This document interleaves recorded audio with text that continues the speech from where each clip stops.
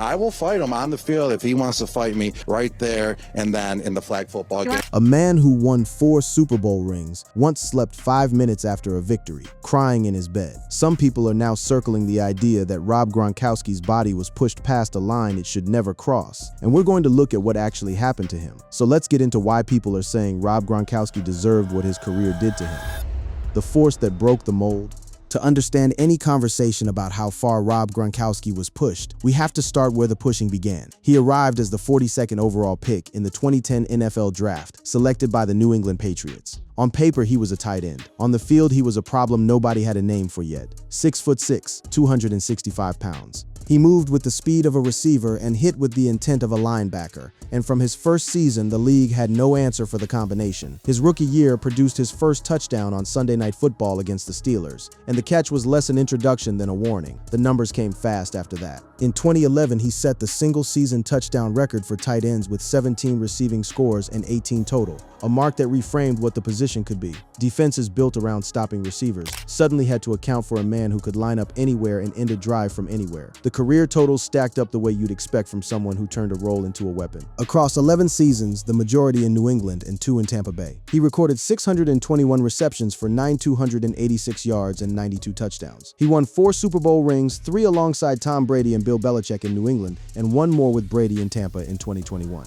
5 Pro Bowls, 4 first-team All-Pro selections, and a spot on the NFL 2010's All-Decade team followed, the kind of resume that makes a Hall of Fame induction a formality rather than a debate. But the thing that made Gronkowski different wasn't the catching. It was what happened after the catch. He was the player who turned a 5-yard reception into a 30-yard gain by refusing to go down, dragging defenders with him like a man wading through a current. He treated tackling attempts as suggestions, and he played with a physicality that he handed out as readily as he absorbed it. He once described a moment against a Bills cornerback where the line between competition and combat blurred completely. I freaking body slammed Tre'Davious White because I was getting physical, and then everyone else just started grabbing me. And that was the identity. He gave the punishment out, and the entire field would converge on him for it. The problem with a style built on collision is that collision keeps no ledger of who started it. Every body slam he delivered was a body slam his own frame had to survive too. Off the field, the persona was the opposite of the violence. His larger-than-life personality, the goofy dances, the boat parties, the movie cameos, made him a marketing magnet and a fan favorite. He spiked footballs with the joy of a kid who couldn't believe he was being paid to do this. He turned the tight end from a blocking afterthought into the center of an offense. And he did it while grinning the whole way through. A working-class kid from a large, athletic family,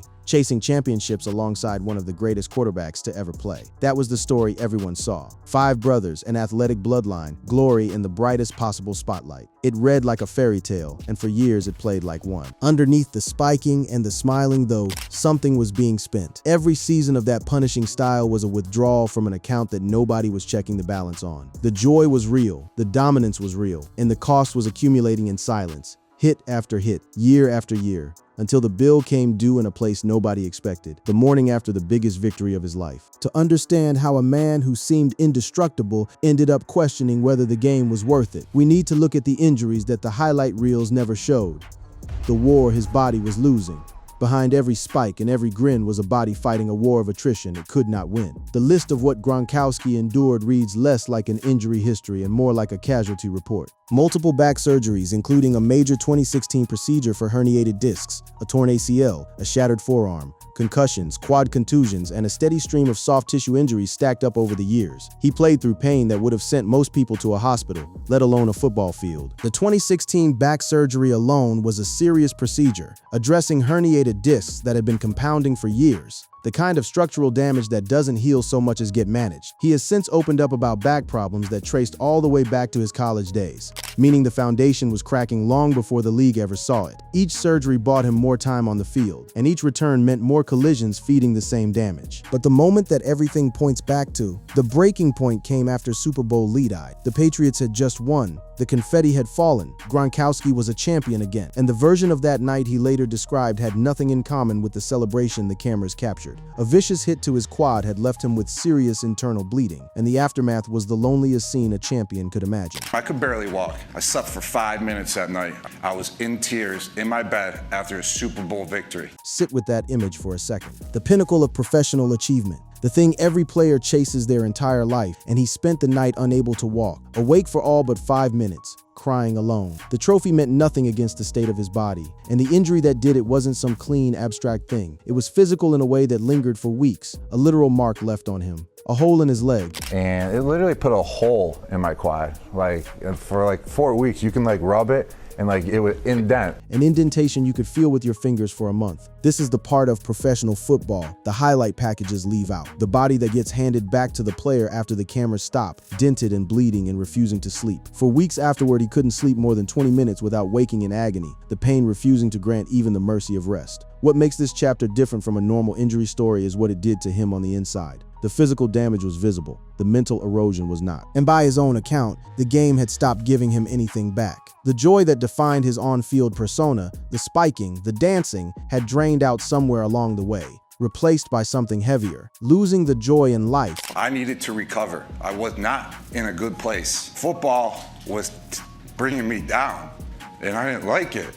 And I was losing that joy in life. Not in football, in life. That distinction matters because it tells you the damage had spread past the sport and into the person. He retired in 2019 at 29 years old, an age when many players are entering their prime, admitting the game had broken him to a point where people close to him said he struggled with dark thoughts. This is where the conversation about how far he was pushed gets its weight. A man walking away from the thing he was best at the age he was supposed to be at the peak, because his body and mind had been ground down to a place he described as dark. The fairy tale had a cost, and the cost was nearly everything. Then came the twist nobody saw coming. In 2020, he unretired to reunite with Brady in Tampa Bay, and the two won another championship together. But the player who came back was not the freight train of 2011. The explosive plays were fewer. He leaned on savvy and positioning where he once leaned on raw force. Afterward, he turned to CBD and recovery protocols to try to reclaim his body and his life, a quiet acknowledgement that the war had left scars that didn't disappear when the game stopped. The injuries explained the body. They explain the dark nights and the 5 minutes of sleep. But a person is more than the punishment they absorb. And the years that tested Gronkowski weren't only about what happened between the whistles. To understand the full picture of the man at the center of this story, we have to step away from the field and into the relationship that defined his life off it. The love story that refused to end cleanly.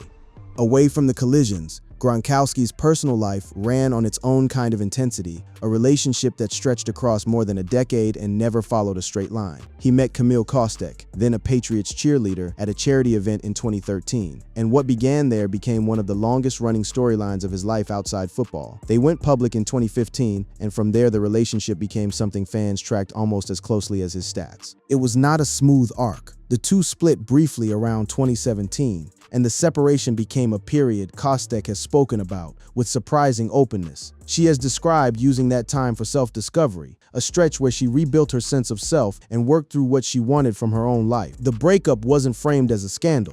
It was framed as two people figuring out whether they were better together or apart, and eventually deciding on together. What helped pull them back was a heavy thing.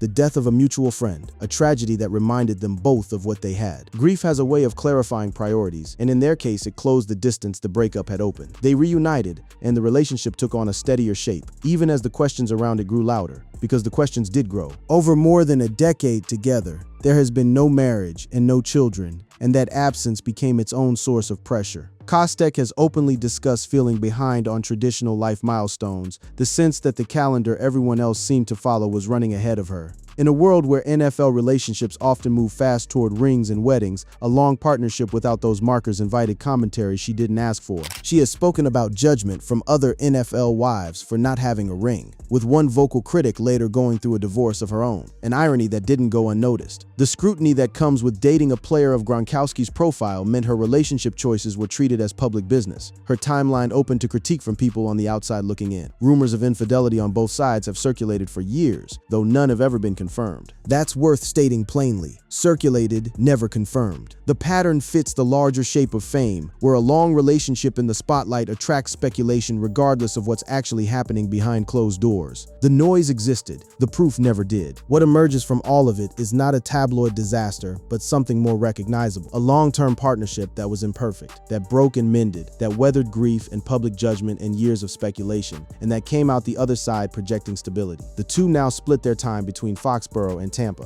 living a life that looks settled even as the questions about marriage and kids continue to follow them. The family context fills in the rest of the picture. Gronkowski comes from a family of 5 brothers and a deep athletic lineage, a built-in support system of people who understood the world he came up in. That warmth matters, because the years right after football were not easy ones. The same darkness that the injuries brought on didn't vanish the moment he retired. His recovery, physical and mental, was a real process, and having a large, close family around him during it was part of how he came through. This is the human underneath the helmet, a man whose body was being dismantled by his profession while his personal life ran its own marathon of breakups, reunions, grief, and outside judgment. The two stories weren't separate. The toll the game took on his mind was happening at the same time he was navigating a relationship under a microscope, and both required a kind of endurance that doesn't show up in a box score. But endurance and warmth aren't the only things that defined him in the public eye. Gronkowski also carried a reputation, a wild, chaotic party boy image that occasionally stumbled into trouble. And in recent months, that competitive fire reignited in the most unexpected feud of his post-football life. To understand the man people are arguing about today, we have to look at the controversies and the rivalries that have followed him. The chaos and the feud nobody expected. For all the punishment and all the heartache, Gronkowski's public image was never built on villainy. He largely avoided major scandals, carrying a reputation as a fun-loving party boy rather than anything criminal. In a league that produces no shortage of genuine controversy, his trouble was almost always mild, the kind that generated headlines for a day and then evaporated. The incidents that did surface fit that pattern. A 2011 photo with an adult film actress drew a quick apology. A suggestive comment to a reporter at Super Bowl Media Day in 2019 drew criticism in the Me Too era for being tone deaf. He was peripherally connected to the Patriots' Deflategate era, but never directly implicated, floating near a controversy without ever being part of it. A minor 2020 episode saw him joke about having Tampa's playbook while still under contract with New England, and the media ran with it briefly before it dissolved as obvious humor. More recently, the controversies took on sharper edges. Comments opposing transgender athletes in women's sports drew polarized reactions, putting him in the middle of one of the most contested cultural debates in modern sports. And in cultural discourse, some online discussions questioned whether his frat boy antics would have faced harsher scrutiny if he weren't white, contrasting his treatment with the heavier penalties handed to other players. The mystery in his career was almost the inverse of most stars. How someone so publicly chaotic stayed so consistently clean. Then 2026 delivered the feud nobody had on their card. Gronkowski and Logan Paul got into a public back and forth ahead of a flag football game, complete with trash talk and threats. What started as promotional noise quickly took on the tone of a real grudge, with the retired tight end making it clear he wasn't treating the matchup as a friendly exhibition. But if Logan Paul wants a piece of me, we're both playing in the flag football game on March 21st. He laid out the setup matter-of-factly. A date, a flag football game, and a rival who'd come looking for him. But Gronkowski didn't stop at acknowledging the matchup. He escalated it, making clear that the flag part of flag football was, to him, optional. I'm down to throw it down on the field and even throw, my fist and just go at it, all-out brawl on the flag football field. I don't care it's flag football. A brawl on a flag football field at what was supposed to be a family event. The competitive fire that once had him body-slamming cornerbacks hadn't cooled in retirement. It had just found a new target.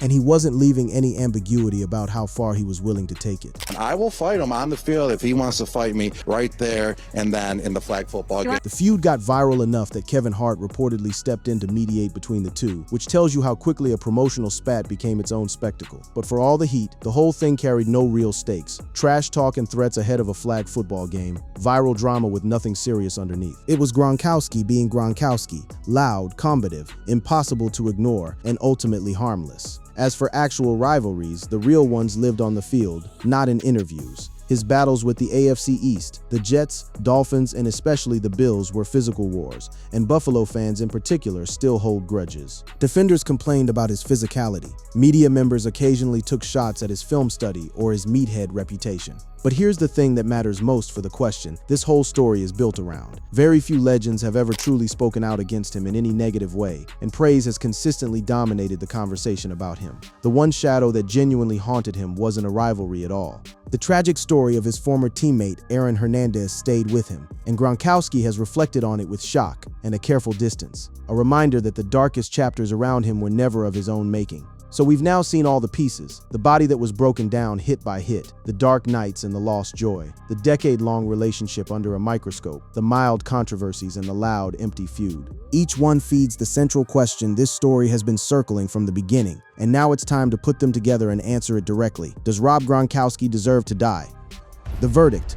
Let's address the question that everyone here is asking themselves, because by now you have all the information you need to answer it yourself. Does anyone, any NFL legend or otherwise, actually believe Rob Gronkowski deserves to die? No, they don't, and nothing in his story supports the idea. Here's where the phrase comes from, and why it can be misleading to some people. When you search through everything Gronkowski has said and everything that's been said about him, the language of death and destruction shows up constantly, but never as a wish, and never from a rival. It shows up as a description of what football did to his body. He described the game as breaking him to the point where people close to him said he struggled with dark thoughts. He talked about sleeping 5 minutes after a Super Bowl, about a hole in his quad, about losing the joy in life. The deserve to die framing takes the genuine darkness of his physical and mental decline and twists it into something it never was, a verdict against the man, when it was really a verdict against the sport. The NFL legend's speaking out angle doesn't hold up either. Very few legends have spoken out against Gronkowski at all, and the coverage of him has been dominated by praise rather than condemnation. The defenders who complained about his physicality were complaining about getting body slammed, not calling for his demise. The Logan Paul feud, the loudest recent conflict, was trash talk ahead of a flag football game with no real stakes, and a YouTuber's promotional needling is a long way from an NFL legend's condemnation. There is no chorus of greats lining up against him. There never was. So if you came here expecting to find that the football world had turned on Rob Gronkowski, the honest answer is that the opposite is true. He's being inducted into the Patriots Hall of Fame, voted in by the fans themselves. Patriots supporters pushed back hard when the team reissued his No. 87 jersey, viewing it as disrespectful to his status. He's a lock for the Pro Football Hall of Fame. This is a man being celebrated, not condemned. But the reason this story is worth telling isn't the clickbait, it's what's underneath it. Gronkowski changed how offenses use the tight end position, paving the way for modern stars like Travis Kelce. And in doing so, he became a living example of the NFL's central contradiction, thrilling entertainment built on top of devastating long-term physical costs. His story fuels real debates about player safety, early retirement, and mental health, because the things that happened to him, the surgeries, the bleeding, the sleepless nights, the dark thoughts, are the things the sport tends to keep out of frame. The phrase deserves to die is the kind of language that gets attached to a player like this, precisely because his decline was so dramatic and so public. He gave the game everything, and the game gave him back a body that wouldn't let him sleep and a mind that went to dark places. That's the real story. Not legends wishing him dead, but a sport that nearly cost a champion his joy, his rest, and by his own account, his sense of being okay. What makes Gronkowski's case land is that he survived it and talked about it openly. He turned to recovery protocols, leaned on a large and close family, and reclaimed the life football had been taken from him. The man who slept 5 minutes after a Super Bowl is now a Hall of Famer, cracking jokes and threatening to brawl at flag football games. The darkness was real, and so was the recovery. So the story asks whether Rob Gronkowski deserves to die. The story answers something better and more human than that. He didn't deserve what the game did to him, and the fact that he came out the other side, celebrated by the fans and his peers, is exactly why his name still carries the weight it does. The only thing that ever tried to take Gronk down was the sport he loved, and even that didn't win. If you enjoyed this video, click on any of the cards on your screen.